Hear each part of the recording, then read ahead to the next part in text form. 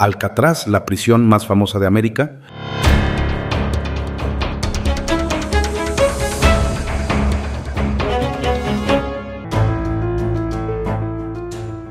Alcatraz es mucho más que una prisión famosa. Es un símbolo de la historia penitenciaria, un escenario de leyendas y fugas imposibles, un testigo de luchas políticas y un ícono cultural. Sus muros, corroídos por el salitre y el tiempo, guardan historias de poder y soledad, de ingenio y desesperación, de justicia y redención. Hoy, La Roca sigue desafiando a la imaginación. Sus celdas vacías, sus pasillos silenciosos y sus vistas espectaculares son un recordatorio de que, a veces, la realidad supera a la ficción. Y que, en el fondo, todos llevamos un poco de Alcatraz en el alma, el deseo de libertad, la lucha contra el encierro y la esperanza de que, algún día, el misterio se resuelva.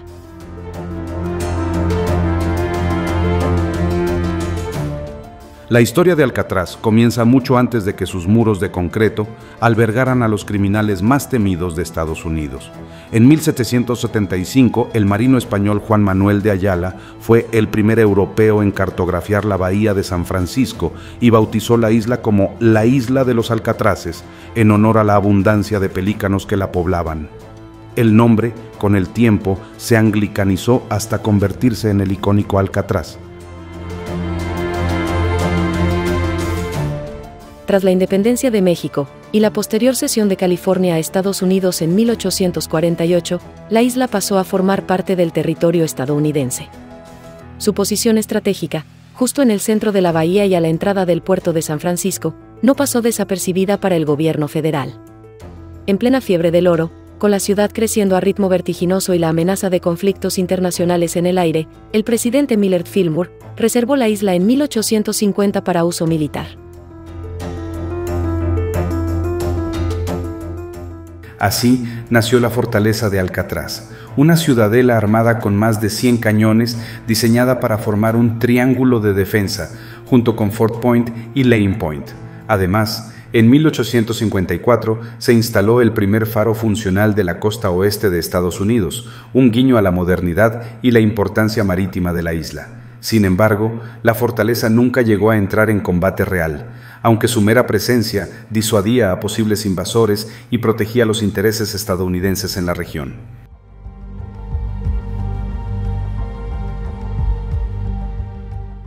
A finales de la década de 1850, Alcatraz comenzó a utilizarse también como prisión militar. Durante la Guerra Civil estadounidense, albergó a soldados confederados, ciudadanos acusados de traición, exploradores indígenas Hopi, así como desertores y otros personajes considerados peligrosos o subversivos. La isla, con sus acantilados y corrientes traicioneras, era un lugar ideal para el confinamiento. Escapar era, en teoría, imposible.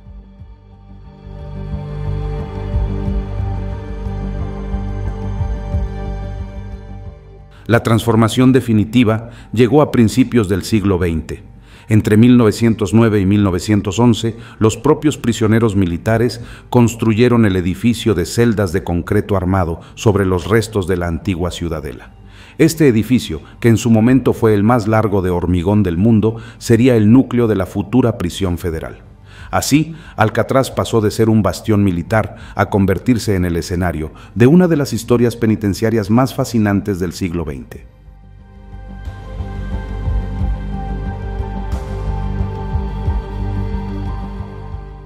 En 1933, tras más de 80 años de uso militar, la isla fue transferida al Departamento de Justicia de Estados Unidos. El país vivía una época de crimen desenfrenado, con la ley seca y la Gran Depresión alimentando el auge de mafias y bandas de asaltantes.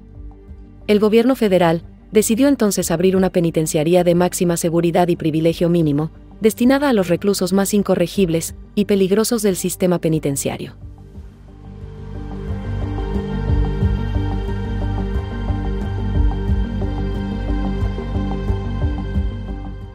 Alcatraz abrió oficialmente sus puertas como prisión federal en agosto de 1934. Desde el principio, su reputación fue la de un lugar temible, el gran bote de basura de la bahía de San Francisco, en el cual todas las demás prisiones federales depositaban sus más podridas manzanas. Aquí iban a parar los que causaban problemas en otras cárceles, los que se fugaban, los que no acataban ninguna norma. Era el último peldaño del escalafón penal, el sitio donde el sistema arrojaba a quienes ya no esperaban nada, salvo problemas.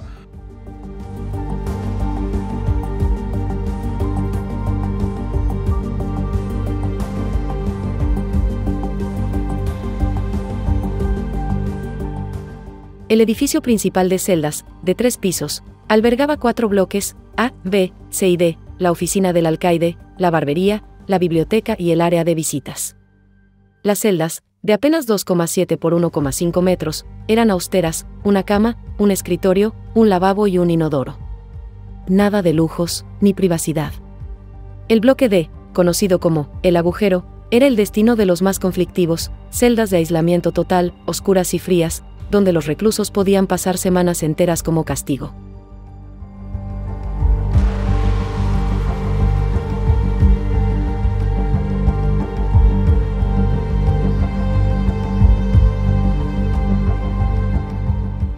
El régimen era tan estricto que durante los primeros años se imponía el silencio absoluto, incluso durante las comidas. Hablar estaba prohibido y cualquier infracción se castigaba severamente. La disciplina era férrea, 6 recuentos grupales diarios y 13 individuales, con un monitoreo asfixiante. El contacto entre prisioneros era mínimo y las actividades recreativas casi inexistentes. Solo con el tiempo y ante el aumento de automutilaciones y suicidios se relajaron algunas reglas y se permitió la música o la proyección ocasional de películas.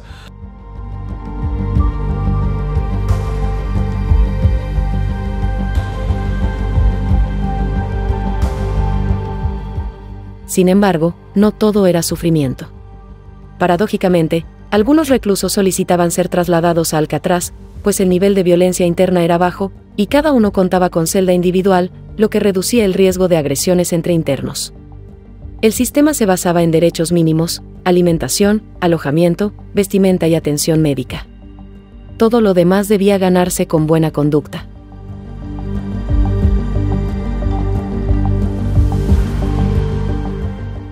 Una curiosidad, las duchas eran de agua caliente. No por generosidad, sino para evitar que los presos se acostumbraran al frío y pudieran sobrevivir a las gélidas aguas de la bahía en caso de fuga. El comedor, por su parte, era el lugar más peligroso.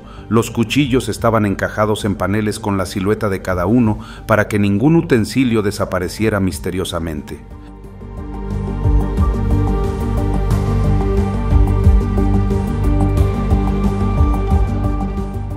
El personal penitenciario y sus familias también vivían en la isla, en viviendas separadas. Los hijos de los guardias pescaban en la bahía y jugaban al billar o a los bolos en salones sociales. Los fines de semana, las familias cruzaban en barco a Marin para abastecerse de víveres, y algunos se divertían viendo llegar a los nuevos reclusos con grilletes.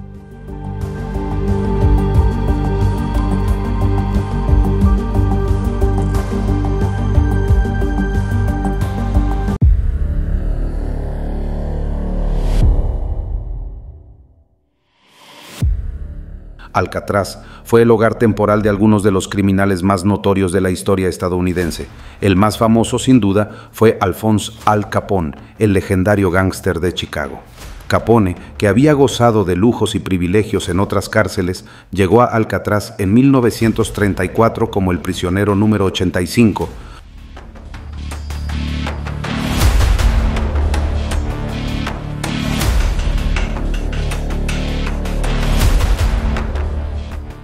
Aquí, perdió todo contacto con el exterior, y fue sometido al mismo régimen que los demás, trabajos de limpieza, lavandería y, en sus ratos libres, tocaba el banjo en la banda musical de la prisión. Se dice que su espíritu aún ronda la celda, y que algunos guardias han escuchado melodías de banjo en las noches de niebla.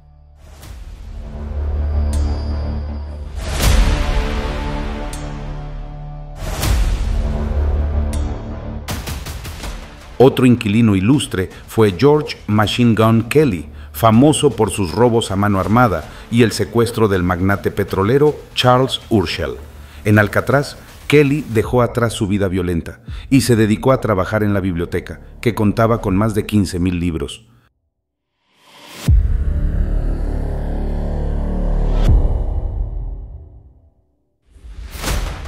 Robert Stroud, apodado el hombre pájaro de Alcatraz, fue otro personaje singular.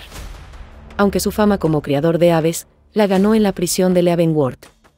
En Alcatraz, pasó 17 años en aislamiento, dedicándose a estudiar idiomas y derecho. Su historia inspiró la película El hombre de Alcatraz, protagonizada por Burt Lancaster.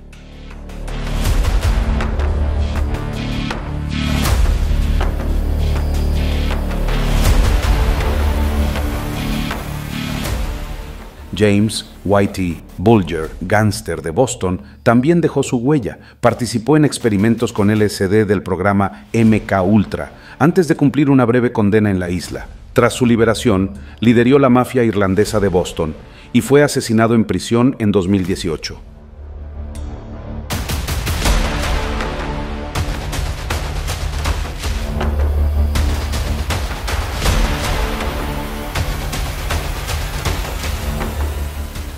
Las anécdotas abundan, desde el preso que confeccionó un disfraz de coronel del ejército para intentar fugarse, hasta el que se mutiló los dedos con un hacha para ser trasladado a otra cárcel.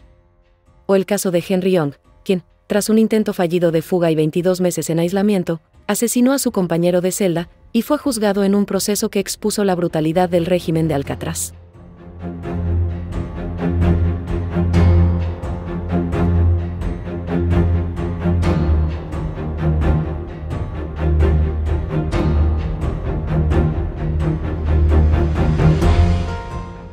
Si algo alimentó el mito de Alcatraz, fue su fama de ser una prisión a prueba de fugas. Rodeada de aguas heladas, corrientes traicioneras y, según la leyenda, tiburones hambrientos, la isla parecía inexpugnable. Sin embargo, la tentación de la libertad era demasiado grande para algunos.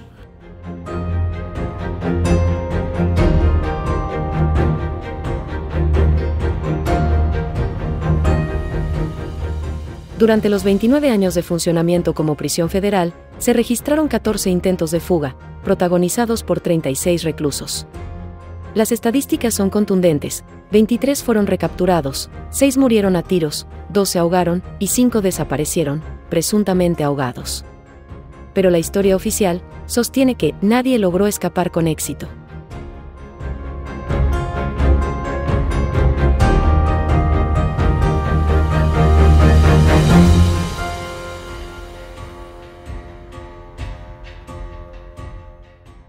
El intento de fuga más violento ocurrió entre el 2 y el 4 de mayo de 1946, en un episodio conocido como la Batalla de Alcatraz. 6 reclusos, liderados por Bernard Coy, lograron acceder al arsenal de la prisión y tomaron como rehenes a varios guardias. Su plan era sencillo: usar a los rehenes como escudos y escapar en bote. Pero un detalle arruinó la estrategia. No lograron encontrar la llave que abría la puerta al patio de recreo, pues uno de los guardias la había escondido.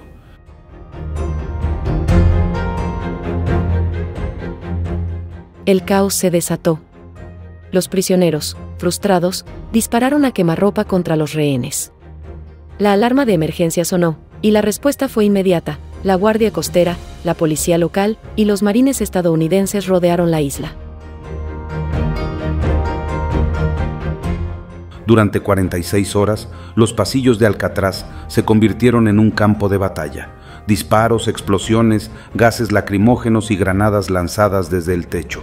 Al final, 2 guardias y 3 reclusos murieron, y más de una docena de oficiales resultaron heridos. Los líderes sobrevivientes, Sam Shockley y Miran Thompson, fueron ejecutados en la cámara de gas de San Quintín en 1948.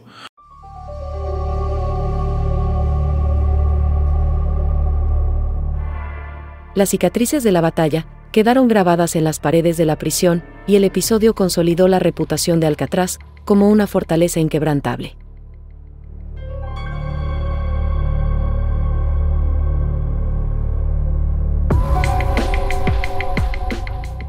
Pero si hay una fuga que ha alimentado el mito y la imaginación popular, es la protagonizada por Frank Morris y los hermanos John y Clarence Anglin en junio de 1962. Este escape, considerado uno de los más ingeniosos y misteriosos de la historia penitenciaria, desafió la supuesta infalibilidad de La Roca,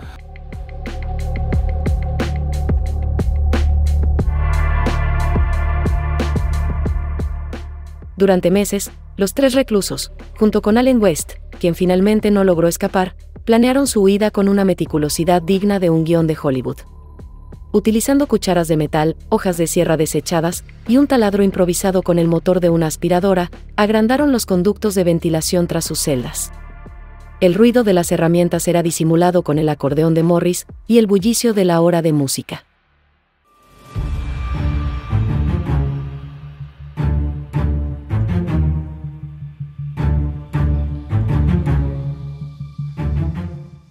Detrás de la pared accedieron a un pasillo de servicios donde, durante 6 meses, construyeron una balsa y chalecos salvavidas con más de 50 impermeables robados, cosidos y sellados con el calor de las tuberías de vapor. Para engañar a los guardias durante el recuento nocturno, fabricaron cabezas falsas de papel maché, jabón, pasta de dientes y cabello real recogido del suelo de la barbería.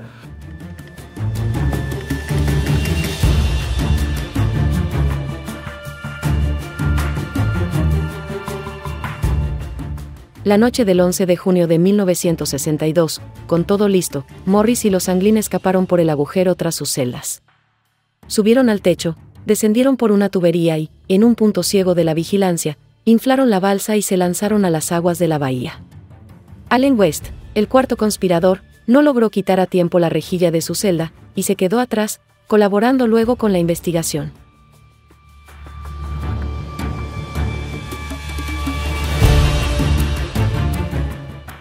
La fuga no se descubrió hasta la mañana siguiente, cuando un guardia intentó despertar a uno de los reclusos, y la cabeza falsa rodó por el suelo. La alarma se desató, pero los fugitivos ya tenían horas de ventaja.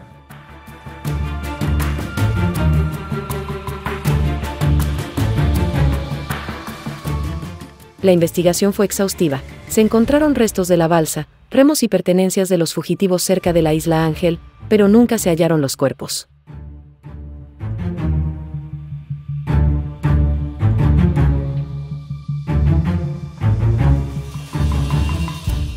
El FBI concluyó oficialmente que los hombres se ahogaron. Pero el caso permanece abierto y las teorías abundan, desde avistamientos en Brasil y Florida hasta cartas y postales anónimas enviadas a la familia Anglin. Incluso, la madre de los hermanos recibió flores cada día de la madre hasta su muerte, y 2 mujeres altas y misteriosas asistieron a su funeral.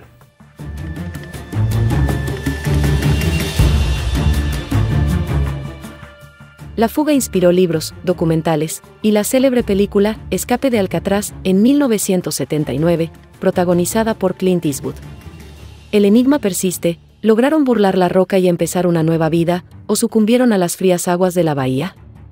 Mientras no se encuentren los cuerpos, la leyenda sigue viva.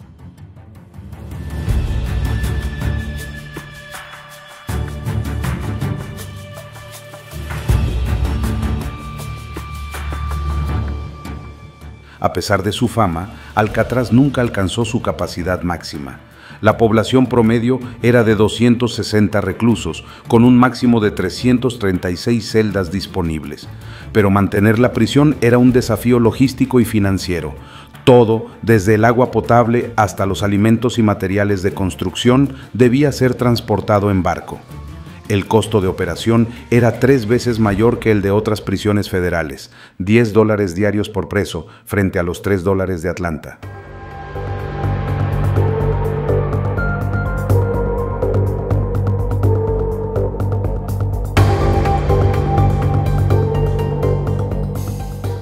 La corrosión, causada por el agua salada, debilitaba las estructuras, y las reparaciones se volvieron insostenibles.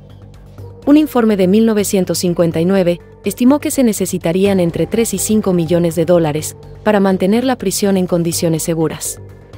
El 21 de marzo de 1963, el fiscal general Robert Kennedy firmó la sentencia final. Alcatraz cerraba sus puertas para siempre.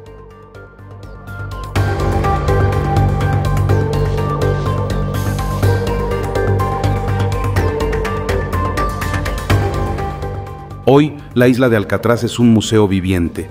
Los visitantes llegan en ferry, recorren las celdas, escuchan historias de fugas y leyendas de fantasmas y contemplan las vistas de la bahía y el puente Golden Gate. La naturaleza ha reclamado parte de la isla. Las aves marinas anidan en techos y senderos, y los jardines, antes descuidados, han sido restaurados por voluntarios.